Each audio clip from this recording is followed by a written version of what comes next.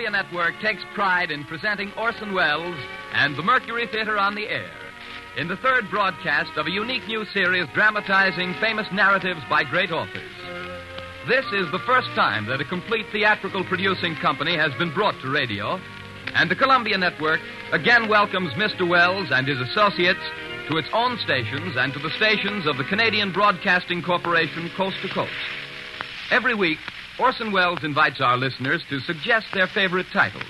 And tonight, at your request, the Mercury Theatre on the Air presents A Tale of Two Cities by Charles Dickens, with Orson Welles as Dr. Manette and Sidney Carton.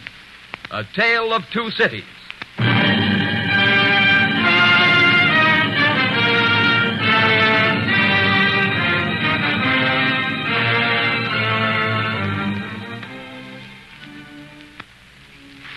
Paris, 1767.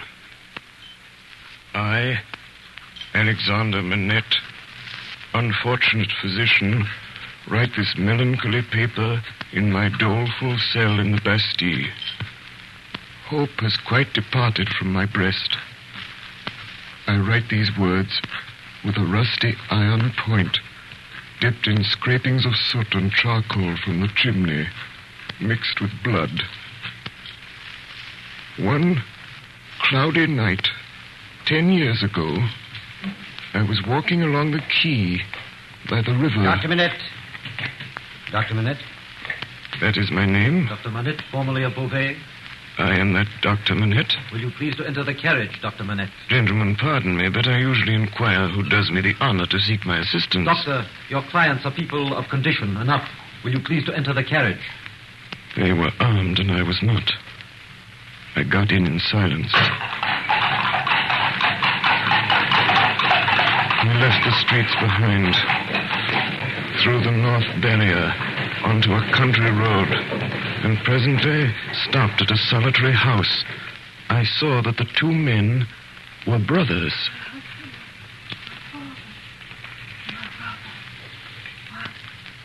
In an upper room, I found a patient in a high fever of the brain lying on a bed. She was a woman of great beauty and young, certainly not past 20. Her hair was torn and ragged, and her arms were bound to her side. My husband, my father, my brother. 1, 2, 3. How long has she 4. lasted? It's about this hour last night. She has a husband, a father, and a brother? A brother. You are not her brother? I am not. My brother. 1, 2, 3, 4, 5. There is another patient. You had better see. Come. 7, 8, 9. In a back room on some hay on the ground lay a handsome boy of not more than 17. His wound was a sword thrust, received from 20 to 24 hours before. He was dying fast. How was this done, monsieur? Crazed young common dog, a peasant, forced my brother to draw on him and has fallen by my brother's sword, almost like a gentleman. The boy's eyes moved slowly towards me. You've seen her, Doctor?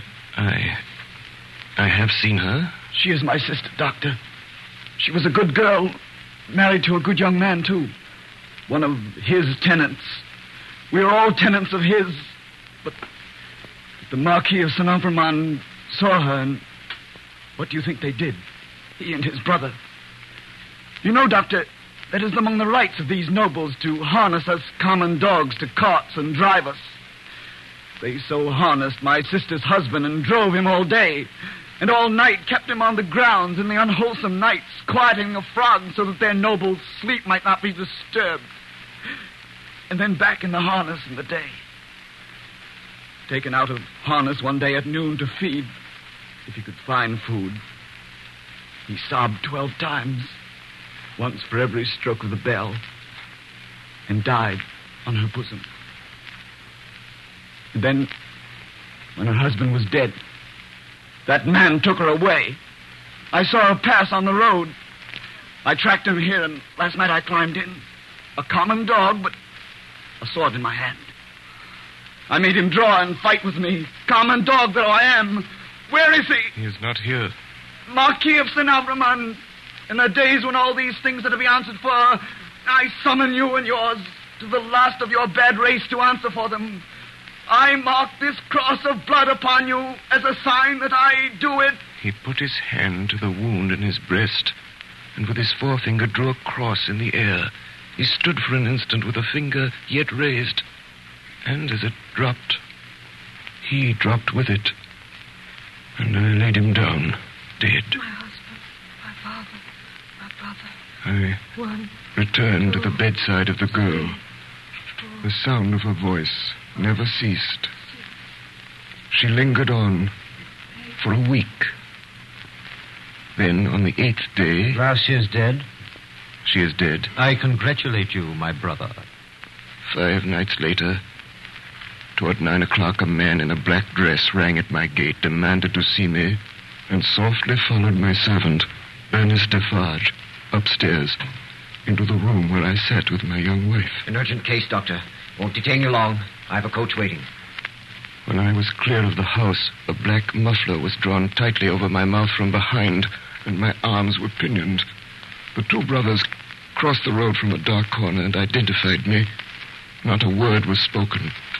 That coach brought me here to the Bastille. It brought me to my grave. If it had pleased God to put it in the hard heart of either of the brothers, in all these frightful years, to grant me any tidings of my dearest wife and my child, so much as to let me know by a word whether they are alive or dead, I might have thought that he had not quite abandoned them. But now I believe that the mark of the Red Cross is fatal to them, and that they have no part in his mercies. And them, and their descendants, to the last of their race, I, Alexandre Manette, unhappy prisoner, do, this last night of the year 1767, in my unbearable agony, denounce them to heaven and to earth.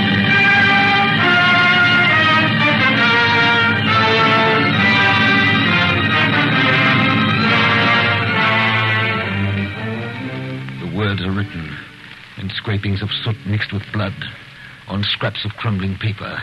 There they lie hidden away in the solid stone, year after year. Now in the North Tower, cell number 105 is heard all day a low, hammering sound. The sound of an old man making shoes in the dark.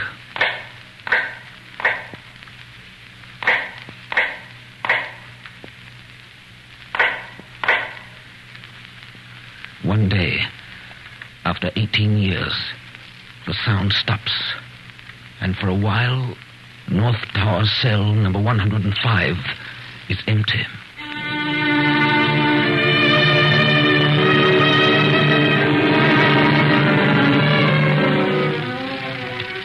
My name is Jarvis Lorry.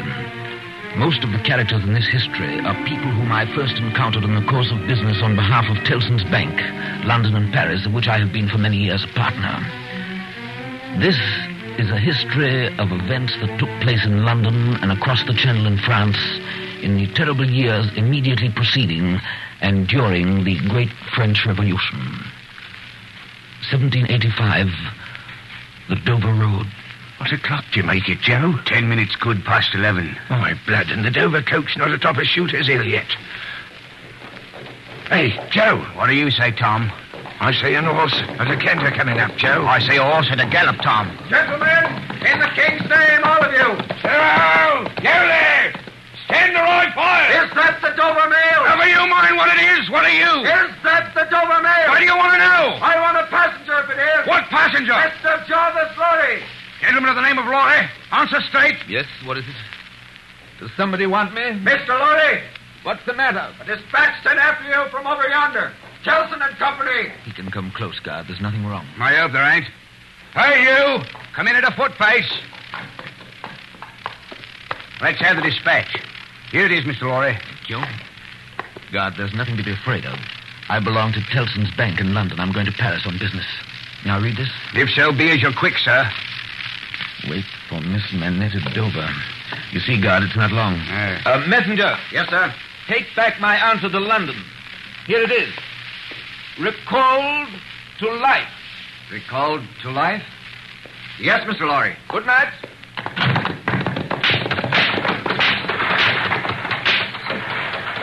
Tom. Hello, Joe. Did you hear that message? I did, Joe. What did you make of it, Tom? Nothing at all, Joe. Well, that's a coincidence, too. Well, that's just what I made of it myself.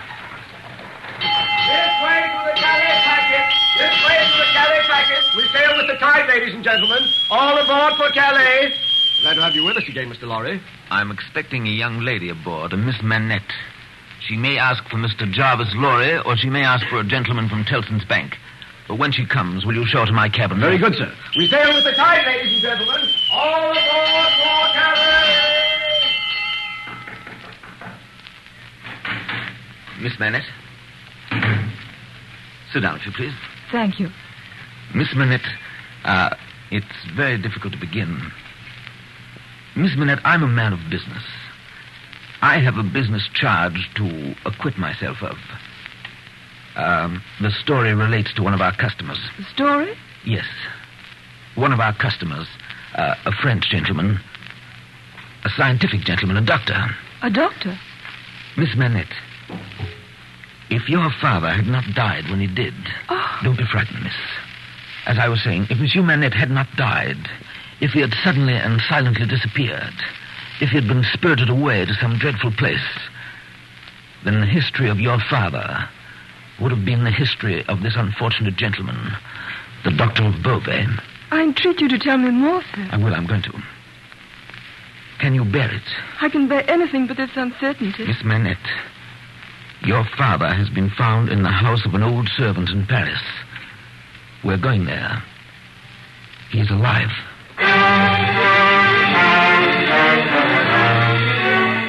In the quarter of Saint-Antoine, in a narrow, mean street full of offense and stench, peopled by rags and nightcaps and hunger, smelling of rags and nightcaps and hunger, we found the wine shop of Dr. Manette's old servant, Ernest Defarge. His wife sat in the shop behind the counter as we came in. A stout woman wrapped in fur. She was knitting. Ernest Defarge?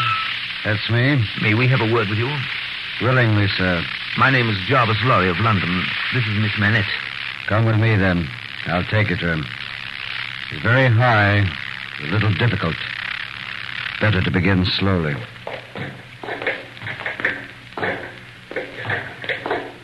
Is he always alone, then? Yes, Of his own desire? of necessity. He is greatly changed? Changed?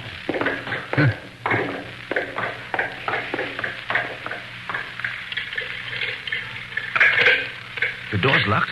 Yes. You think it necessary to keep him locked up? I think it necessary to turn the key. Why? Why? Because he has lived so long locked up that he'd be frightened, rave, tear himself to pieces, die. His door was left open. Is it possible? Is it possible? Yes, it is possible in this fine world we live in. Not only possible, but done. Done, see you, under that sky there every day. Will continue being done until the last of that accursed race has perished from the face of the earth. Quiet. Let us go in. I'm afraid of it. Of it? What? I mean of him, my father. Listen. What is that sound?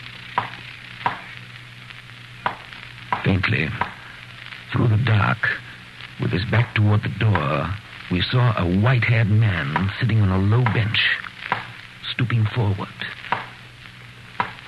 Very busy, making shoes.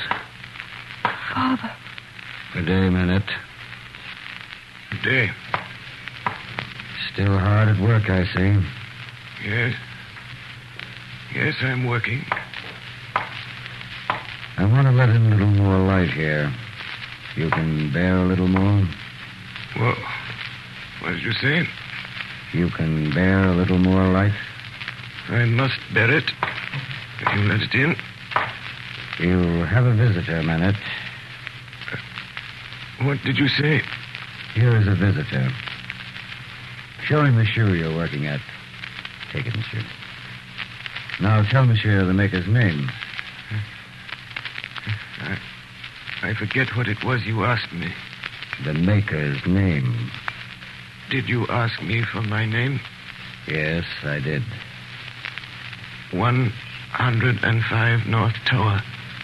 Is that all? 105 North Tower. At that moment, his eyes caught the skirt of Lucy's dress. He raised them and saw her face. What is this? You're not the jailer's daughter. No. Who are you? Who are you? She sat down on the bench beside him. Her golden hair, which she wore in long curls, had been hurriedly pushed aside and fell down over her neck.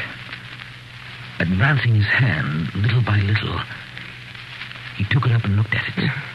It is the same. How can it be? When was it? She laid her head upon my shoulder that night when I was summoned out. She had a fear of my going. Or was this? Was it you? Was it you? No, you're too young. It can't be. Can't be. You're too young, too young. Father. Mr. Lorry, Dr. Manette is, for all reasons, best out of Paris. Best out of France. The next morning, we left for London.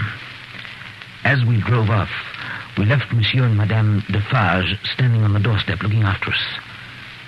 There was that same look of secret, dangerous anger in their faces that I had seen before. Madame Defarge was still knitting.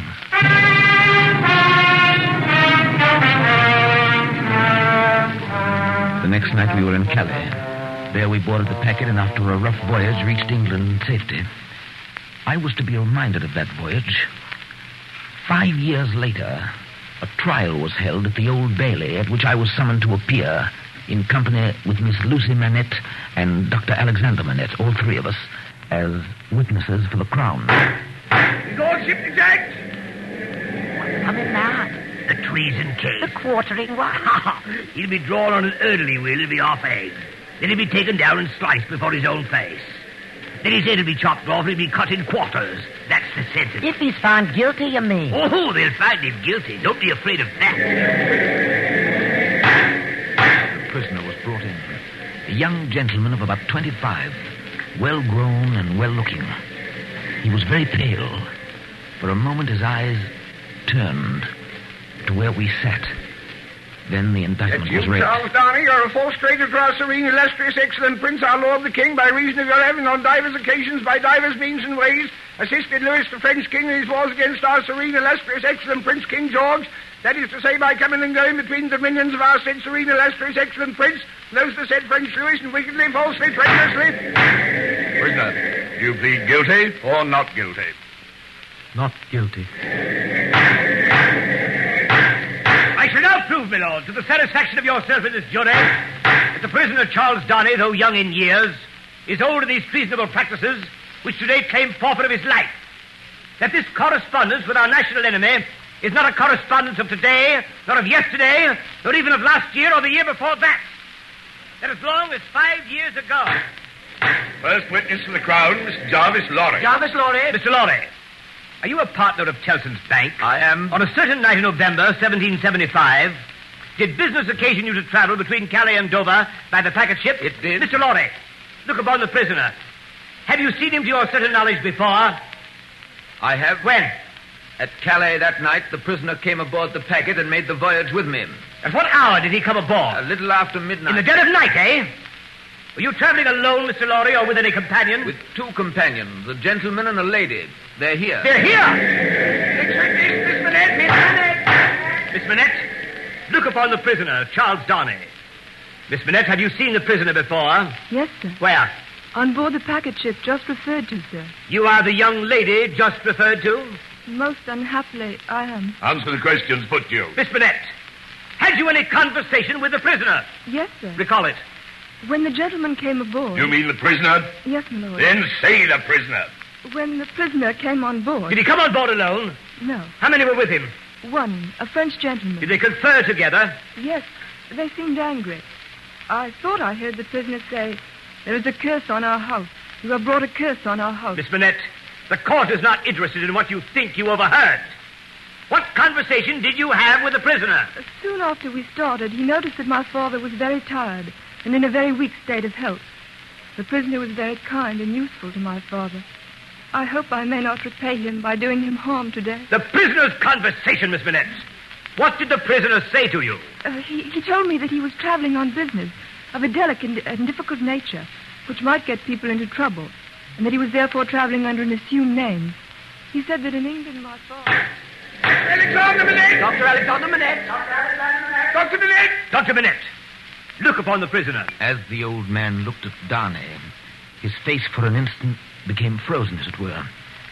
It was a curious look, very intent, deepening into a frown of dislike and distrust, not even unmixed with fear.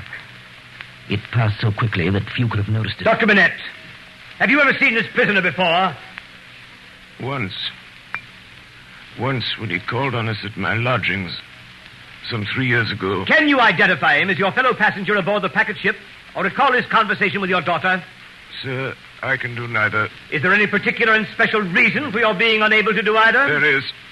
Has it been your misfortune to undergo a long imprisonment without trial in your native country, Dr. Manette?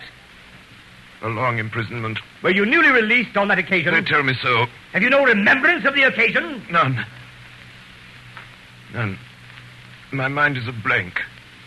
From some time, I cannot even say what time, when I was employed in making shoes. That was in my captivity to... Excuse me, sir, to the time when I found myself living in London with my dear daughter here. I have no remembrance, no remembrance. Next witness! Next witness! Next witness! Next witness! Now things began to look black for the prisoner. The prosecution held that previous to that Friday night in November 5 years ago, Charles Darnay had visited a dockyard town on the south coast of England, and there collected information which he later delivered to the French authorities in Calais. In proof of this, the star witness, who had every appearance of being himself a paid spy, now took the stand and identified Charles Darnay as having been at the precise time required in the coffee room of a hotel in that dockyard town, waiting for another person. On this point, counsel for the prisoner tried in vain to shake him. And that is the only time you ever saw this prisoner? Yes, Your Honor. You never saw him before or since? No, Your Honor. No. Now, a curious thing happened. A gentleman who had been sitting off by himself all this time, staring up at the ceiling of the court, suddenly came to life, removed his wig, wrote a word or two on a little piece of paper, and tossed it to the prisoner's counsel, who opened it, and then looked with great attention and curiosity at the prisoner. You say again you are quite sure that it was the prisoner? Oh, quite sure, Your Honor. Did you ever see anybody very like the prisoner? Oh, no, Your Honor. Do you think there could be anybody so like the prisoner that you could be mistaken? Oh, no, Your Honor. But if there were, you could be mistaken. Oh, no, Your Honor. But if there were, you would then admit that you might have been mistaken. Huh? Oh, yes, Your Honor. Very well. Look upon Mr. Sidney Carton, my learned friend there, without his wig, and then look well upon the prisoner. How say you? Are they not very like each other? God, like as two peas in a pod. 2 peas. It ain't natural.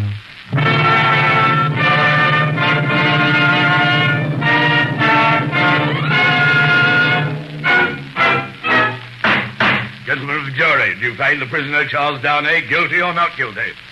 Not guilty.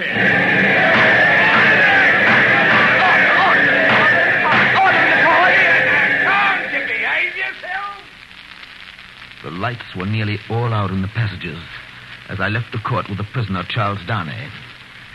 There, leaning against the wall in the dark, stood Sidney Carton. There was wine on his breath. Oh, Mr. Lorry. Men of business may speak to Mr. Darnay now. Sir, we men of business are not free. I know. Don't be upset, Mr. Lorry. You're as good as another, I have no doubt. Better, I dare say. Indeed, sir. I really don't know what you have to do with the matter. If you'll excuse me for saying so, I really don't know that it's any of your business, Mr. Carton. Business? Bless you, I have no business. It's a pity you haven't, sir. I think so, too. If you had, perhaps you would attend to it. Lord love you, no. I shouldn't. Mr. Darnay, good night. God bless you, my boy. I hope you've been this day preserved for a prosperous and happy life. Thank you, sir. Good night. Good night, my boy. Good night. Mr. Darnay. Yes? Mr. Darnay, this is a strange chance that throws you and me together. This must be a strange night to you. Standing alone here with your counterpart on these street stones. I hardly seem yet to belong to this world again. I feel quite faint. Then why the devil don't you dine? Let me show you the nearest tavern to dine well at. Come on.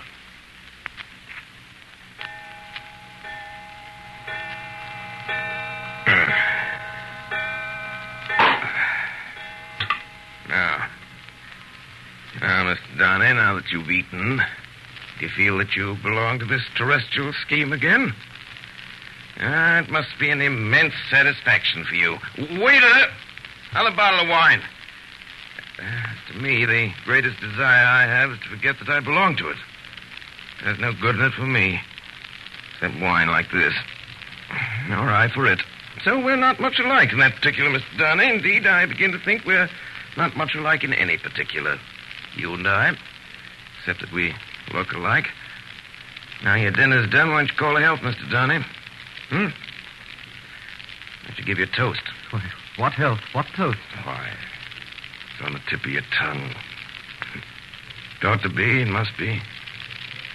Swear it's there. Well, Miss Manette, then. Miss Manette, then. Miss Manette, that's a fair young lady to a coach in the dark. Yes. That's a fair young lady to be pitied by and wept for by. Huh? How's it feel? Is it worth being tried for one's life to be the object of such sympathy and compassion, Mr. Darnay? Mr. Carton, you saved my life today. I have not thanked you. I neither want any thanks or merit any. It was nothing to do in the first place, and I don't know why I did it in the second. Mr. Darnay, let me ask you a question. Willingly. Do you think I particularly like you? Really, Mr. Carton, I have not asked myself the question. But ask yourself the question now. You have acted as if you do, but I don't think you do. I don't think I do. Nevertheless, there is nothing in that, I hope, Mr. Carton, to prevent my calling the reckoning and our parting without ill blood on either side. Oh, nothing in life. Oh, you pay the whole reckoning, Mr. Darnay. Then, bring me another pint of this same wine drawer and come and wake me at 10. Last word, Mr. Darnay. You think I'm drunk? I think you have been drinking, Mr. Carton. Think you know I've been drinking. Since I must say so, yes, I know it. Then you shall likewise know why.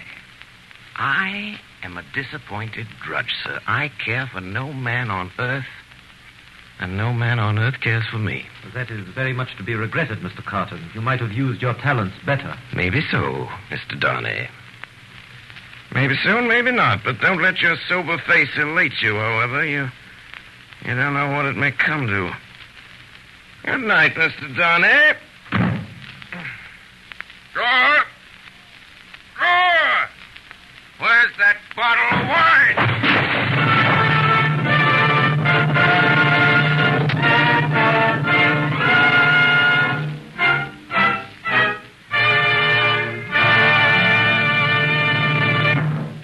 You are listening to the Columbia Network's presentation of Orson Welles and the Mercury Theatre in Charles Dickens' Tale of Two Cities.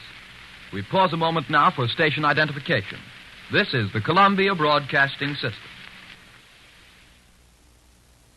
If it is true, and when our day does come, I hope for her sake Destiny will keep her husband out of France. Her husband's destiny will take him where he is to go, and will lead him to the end that is to end him. That is all I know. Madame de Farre sits there knitting names into a scarf. Noble names. Lausanne, Lamballe, Guise, Saint-Evremont. Darkness is closing around. And then comes the ringing of the church bell. She sits knitting.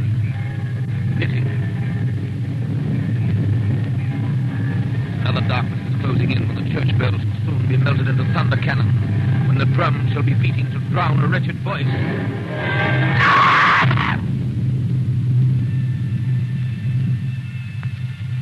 Madame Defarge, at the foot of a structure yet unbuilt, will sit knitting,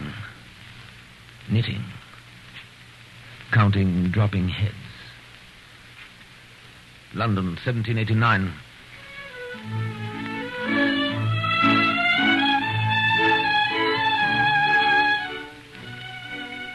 Never did I see two people more united than Dr. Manette and his daughter in the weeks before Lucy's marriage to Charles Darnay. Are you happy, my dear father? My child, I never thought I should live to know such happiness.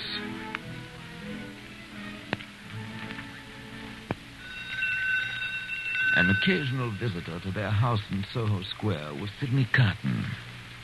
He was not improved in habits, or in looks, or in manner. His air of debauchery was as if, even more pronounced, and it seemed to me that he was behaving with even less delicacy than usual when he presented himself one afternoon, only a few days before Lucy's marriage, and asked to see Miss Manette alone. He was shown upstairs. Miss Manette, will you hear me? Yes, Mr. Carton. Miss Manette, I know very well that you can have no tenderness for me. I ask for none. I'm even thankful that it cannot be. Without it, is there nothing I can do for you, Mr. Carton? All you can ever do for me is done.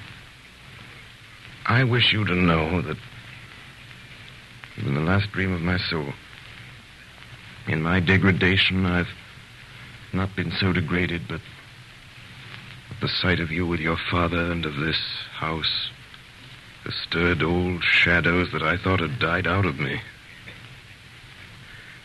A dream, all a dream that ends in nothing and leaves the sleeper where he lay down. But I wish you to know that you inspired it. Will nothing of it remain? No, Miss Manette. No. No, I shall never be better than I am. I'm like one who died young. All my life.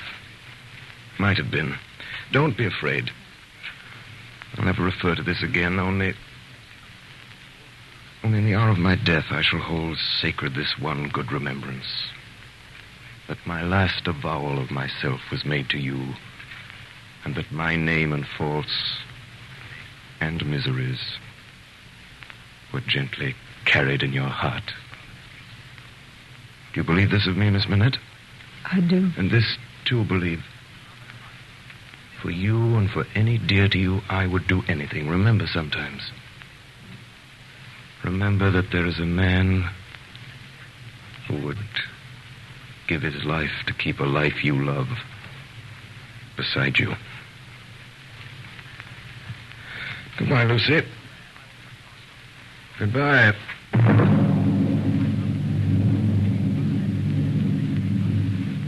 Paris, 1789, July 14. In the quarter of Saint Antoine, something is happening. In the narrow, mean streets, smelling of rags and nightcaps and hunger, all-night crowds have been stirring. Soon after dawn, Madame Defarge puts down her knitting. Defarge, at last it has come. Yes, our day has come. Saint Antoine this morning is a vast, dusky mass of scarecrows heaving to and fro, with gleams of light above the billowy heads, where steel blades and bayonets shine in the sun. Now the mass begins to move. Patriots and friends, we are ready. To the Bastille.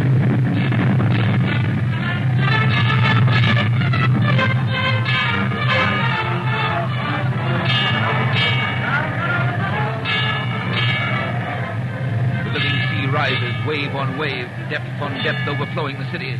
After 2 hours, a white flag from within the fortress. The sea rises wider and higher, over the lower drawbridge, past the massive stone outer walls, in among the 8 great towers surrendered. The prisoner! The secret cell! The instruments of torture! The prisoner! The secret cell! The North Tower. What is the meaning of 105 North Tower? Quick. It is a cell, citizen. Show it to me. There is something hidden there that I must find. Pass this way, Citizen Defarge. 3 years go by. The King of France and the Queen of France have paid with their lives for the suffering of the people. Day after day, fresh victims are driven through the streets of Paris to feed this new monster which lives on human blood, the guillotine. And at its foot, day after day, sit the women, knitting. London, 1792. The headquarters and the great gathering place of those who fled from France in those troubled years was Tellson's Bank. Letter for Marquis de Saint-Aubin. Here. Vicomte de Lille. Vicomte de Lille. Arrested at Calais. Executed. Baron de Neuville. Arrested. Executed. Marquis de Saint-Evremont. Marquis de Saint-Evremont. Here. Mr. Darnay. I'll take it. Charles Darnay. I didn't know that you were I'll familiar take with... charge of the letter, Mr. Lorry. You know where to deliver it? I do. If there's any answer, I'll let you know. Monsieur, heretofore the Marquis Charles de Saint-Evremont. I have been seized and brought to Paris.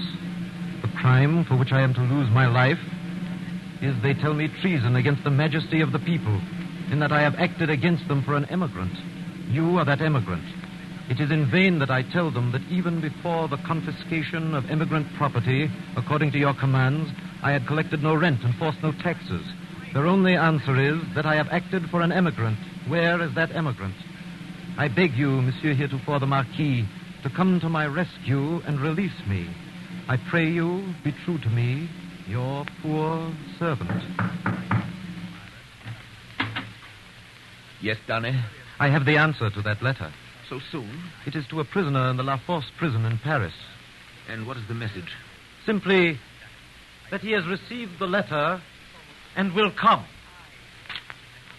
3 days later, a few leagues out of Calais, on the Paris road, Charles Darnay was arrested. Citizen, I beg you to observe that I came here of my own free will, in answer to that written appeal that lies before you. Is that not my right? Right. Immigrants have no rights. You're consigned, Evremont, to the prison of La Conciergerie. Just heaven, under what law? For what offense? We have new laws, aristocrat, and new offenses since you were here.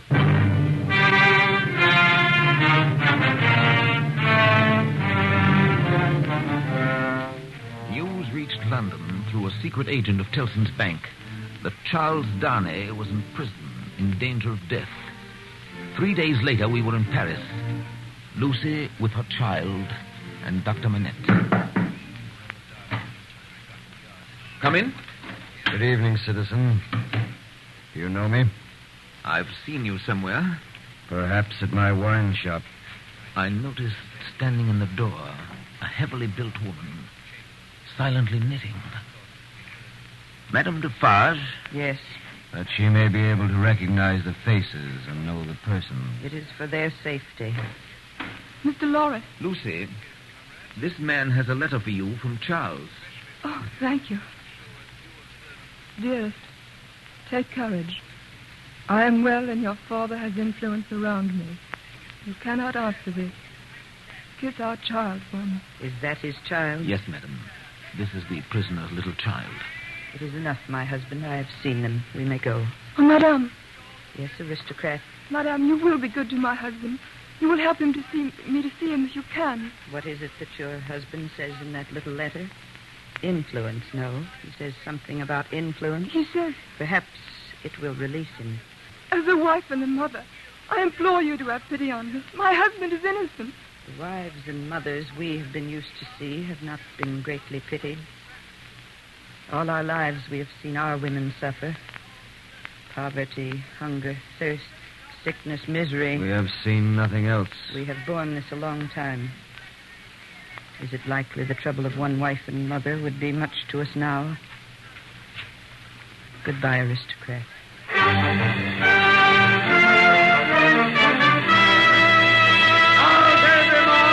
Darnay! Charles Darnay! Charles Darnay! Prisoner, is it true that you have lived many years in England? That is true. Then you are an immigrant? No, citizen judge. Prisoner, why did you return to France when you did? I returned to France on the written entreaty of a French citizen to save a French citizen's life. Is that the action of a guilty man? Is that criminal in the eyes of the Republic? Citizen Dr. Manette, take the stand. Dr. Manette, Do you know this prisoner? I do. Where did you first make the prisoner's acquaintance? In England, citizen judge, on my release from long imprisonment. This man was my first friend. For years he has lived in my house, always faithful and devoted to my daughter and myself in our exile. In all the years that I know this man, I, Dr. Manette, for 18 years, prisoner in the Bastille. Enough! Live, Dr. Manette! Not guilty! Not guilty!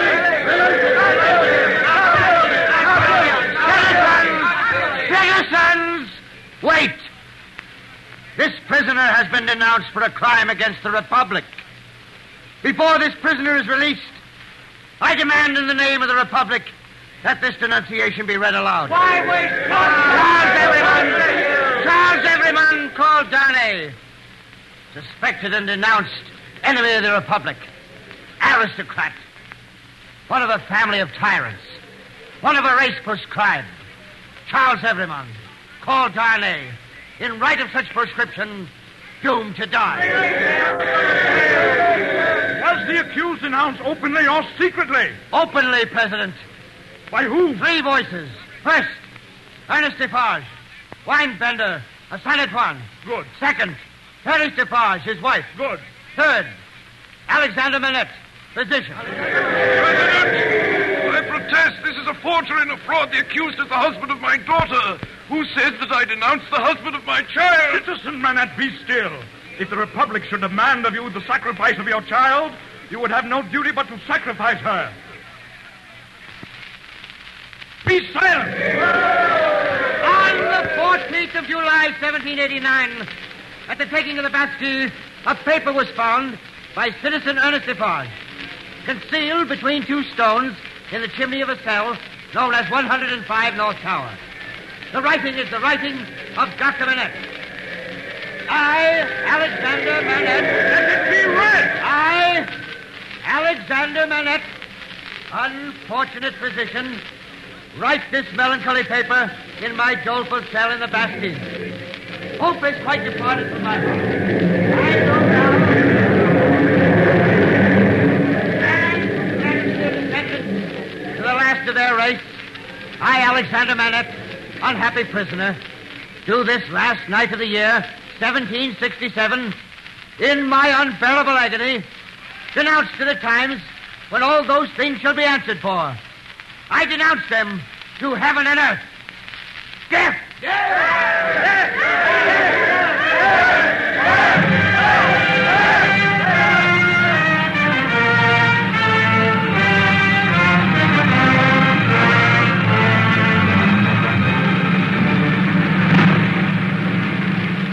All day, tumbrils go through the streets, feeding the guillotine, and at its foot, splashed with blood, sit the women knitting late into the night, counting dropping heads.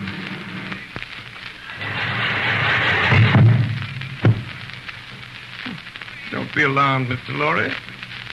Don't be alarmed. I'm quite sober. Sidney Carton. Now, Mr. Lorry, listen carefully to what I have to say. But Carton... Don't waste time asking questions. First, Mr. Lorry, here is the certificate which enabled me to pass out of the city. You see, Sidney Carton, an Englishman. Yes? Yes. Keep it for me until tomorrow. I have arranged to see Charles Darnay in prison in the morning, and I'd better not take it with me. Do you understand?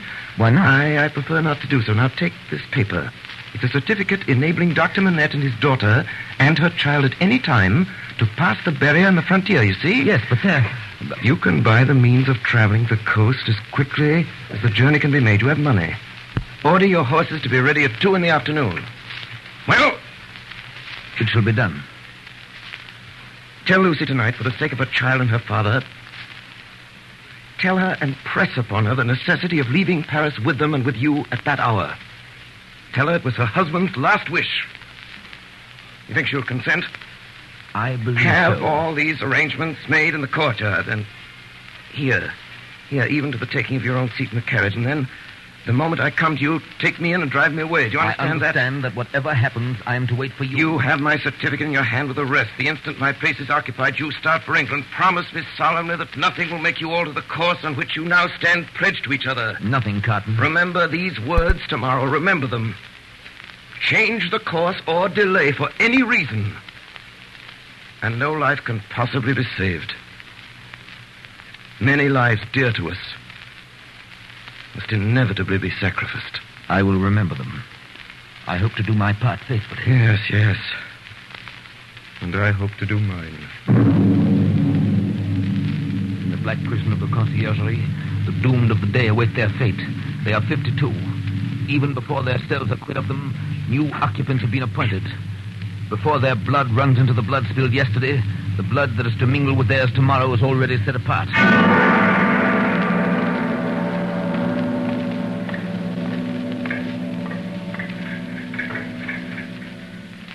Is this the one? Yes, this is the one. Go you in alone. I wait outside. Lose no time. Good day, Mr. Darnay. Carton, Once more we meet. are you a prisoner, too? No, I happen to be possessed of a power over one of your keepers here. I come from your wife, Darnay. I bring you a request from her. What is it? A most secret, earnest, pressing entreaty.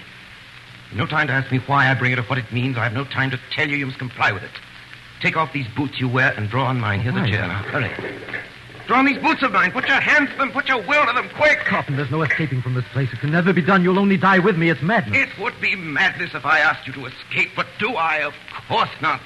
There's that cravat and there's a mine. Carton, Go it's on. madness. It can't be done. It never can be done. It has been attempted. It has always failed. Do I ask you, dear Darnay, to pass the door? When I ask you that, then refuse me.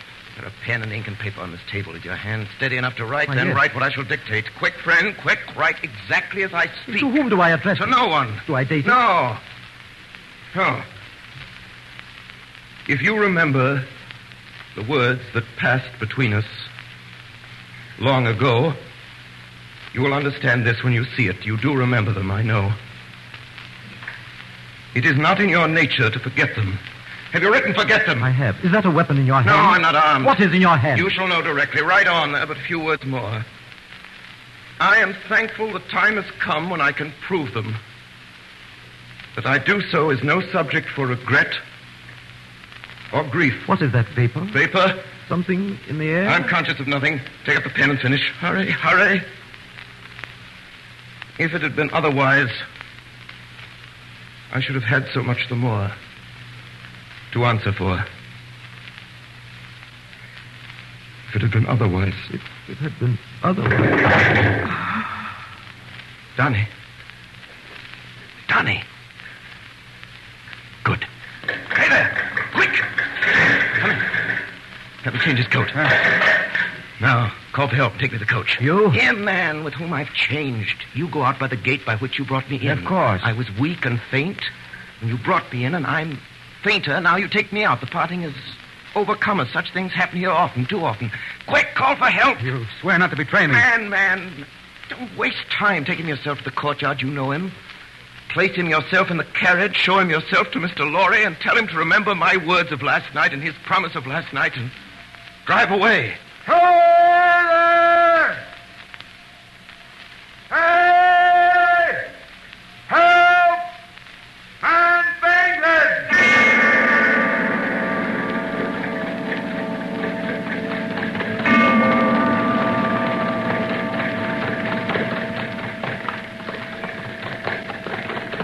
On! Who goes there? Who's inside? Papers? Alexandre Manette, physician, French. Lucy, his daughter, French. Lucy, wife of Evremont. Is that right? Huh. Evremont has an appointment elsewhere today, I believe. Lucy, their child, English. Sidney Carton, lawyer, English. English lawyer appears to be sleeping. Jarvis Laurie, banker, English. Go ahead, you can depart, citizens. A good journey.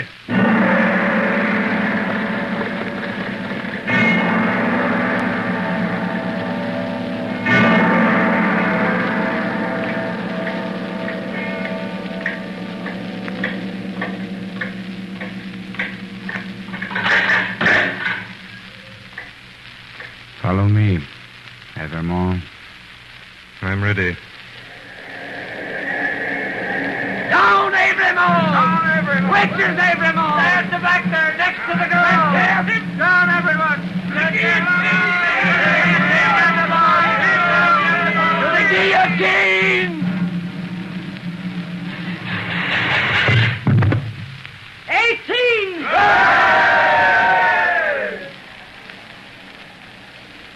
Citizen Evermond, do you remember me? I'm a poor little seamstress who was with you in the prison. Huh? Oh, true, I forget. What were you accused for? Plot. Is it likely? Who would think of plotting with a poor little weak creature like me? 19!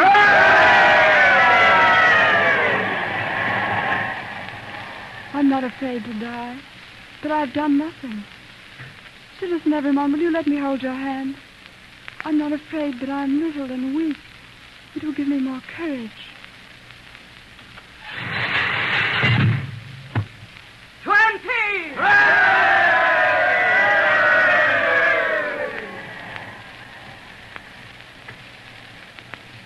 Keep your eyes upon me, dear child. Keep your eyes on me. Mind nothing else. I mind nothing while I hold your hand. I shall mind nothing when I let it go. But they are quick. They'll be quick. Never fear. 21!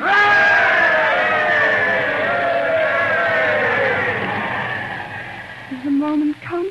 Yes, May I kiss you now? I'm so afraid. my child. Nothing to fear.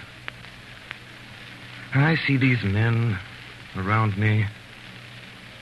Long ranks of the new oppressors who've risen on the destruction of the old, perishing by this same instrument of retribution before it shall cease out of its present use.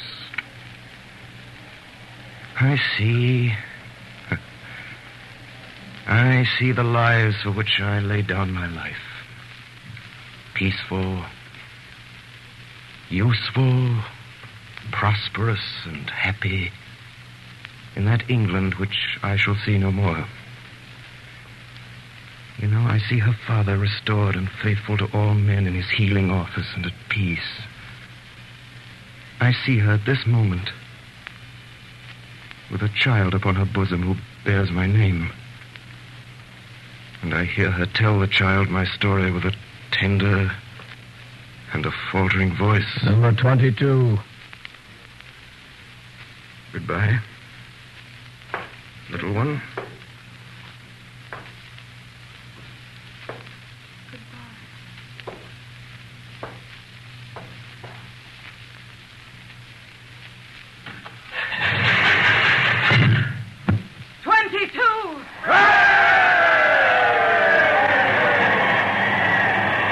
Number 23. Right, citizen.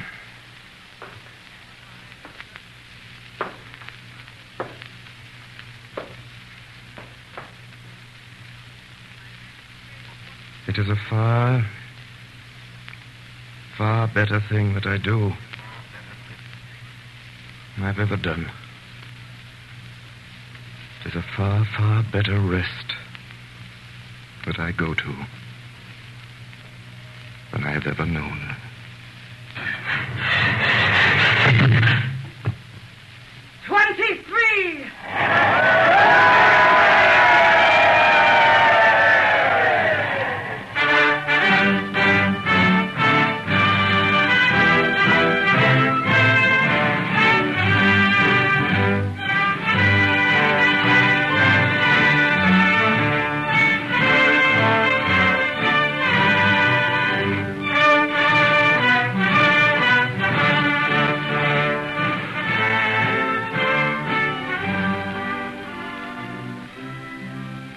Tonight, the Columbia Network has brought you Orson Welles and the Mercury Theatre on the Air in A Tale of Two Cities by Charles Dickens. We now present the star and director of these broadcasts, who tonight played Dr. Manette and Sidney Carton, Orson Welles. Ladies and gentlemen, I should like first to thank the actors of the Mercury Theatre who played with us tonight.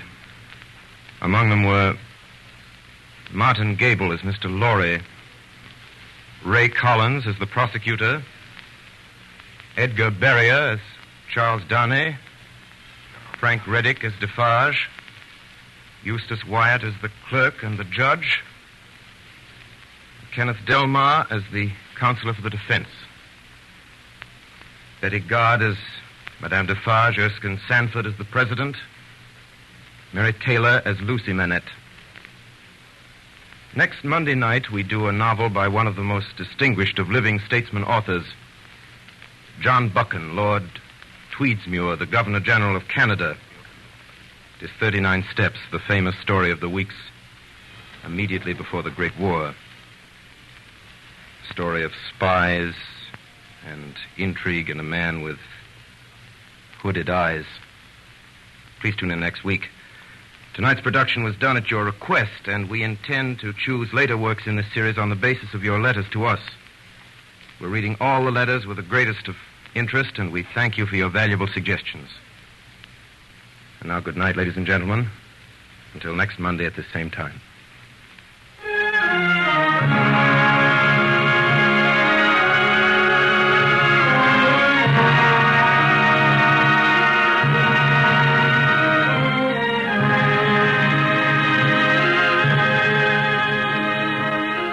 Tonight's production by the Mercury Theatre on the Air was heard on both the CBS network and through the stations of the Canadian Broadcasting Corporation. Bernard Herrmann conducted the music, and Davidson Taylor supervised for the Columbia Network. Dan Seymour speaking. This is the Columbia Broadcasting System.